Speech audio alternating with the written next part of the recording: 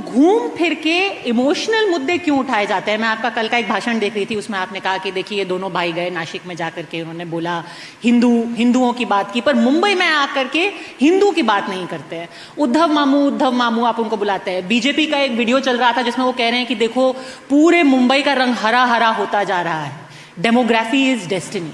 क्यों मुंबई के बीएमसी के जो सड़क पानी मीटर का चुनाव होना चाहिए, उसमें हिंदू मुस्लिम की राजनीति करने की क्या जरूरत है? प्रॉब्लम क्या है कि आप हमारा भाषण की शुरुआत ही देखते हैं, पूरा भाषण अगर आपने हमारा देखा तो ये सवाल ही आप नहीं पूछेंगे, क्योंकि देवेंद्र फडणवीस का जो भाषण होता है 95% केवल और केवल डेवलपमेंट पे मैं बात करता हूँ। 95% प्रोजेक्ट पे क्या किया है, क्या करने वाला, 5% मुझे जवाब देना पड़ता है। अगर जवाब नहीं देंगे तो लोग ये सोचेंगे कि वो जो कह रहे हैं वो सही है।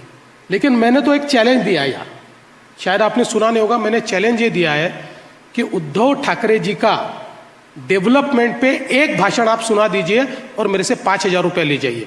पहले मैंने 1,000 रुपये रखा था, भाषण नहीं आया, फिर 2,000 किया, भाषण नहीं आया, फिर 3,000 किया, अब मैं 5,000 तक पहुंचा हूँ।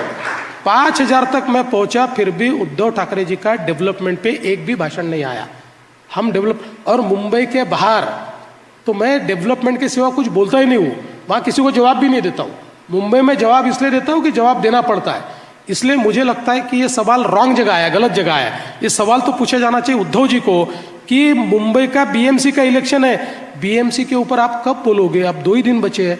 एक भी भाषण में एक भी शब्द बीएमसी के विकास के, उनकी विजन क्या है, इसके ऊपर वो नहीं बोल पाए। नहीं तो आप किस चीज का जवाब दे रहे हैं? क्योंकि वो मुंबईकर का मुद्दा उठा रहे हैं, तो आप उसके जवाब में हिंदुत्व का मुद्दा उठा रहे हैं, ये उसका जवाब है? देखिए, हिंदुत्व और मराठी ये अलग नहीं हो सकता। वो अलग करने की कोशिश कर रहे हैं। वो कहते हैं हम मराठी और मुस्लिम अलायंस तैयार करेंगे। इसका ये जवाब है कि भाई मराठी को आप हिंदुत्व से अलग नहीं कर सकते। मराठी आदमी भी तो हिंदू है ना, उसमें भी तो हिंदुत्व है ना। हम सब हिंदुत्ववादी, हम सब मराठी है, वो अकेले थोड़ी मराठी है। मैं कहा राजस्थान से थोड़े आया, मैं कहीं गुजरात से थोड़े आया हूँ, मैं यहाँ कहीं पैदा हुआ हूँ, मैं मराठी हूँ, कई पुश्तों से मराठी हूँ। तो इसलिए मुझे यह लगता है कि ये जो मामले वो उठा रहे हैं, अब उनकी जो कैसेट है इतनी घिसी पिटी कैसेट है कि वो पुरानी, अगर आपको पता है पहले टेप रिकॉर्डर हुआ करता था और वो जब कैसेट पुरानी हो जाती तो उसकी रील टूट जाती थी, ऐसे अब उनकी टूट रही है।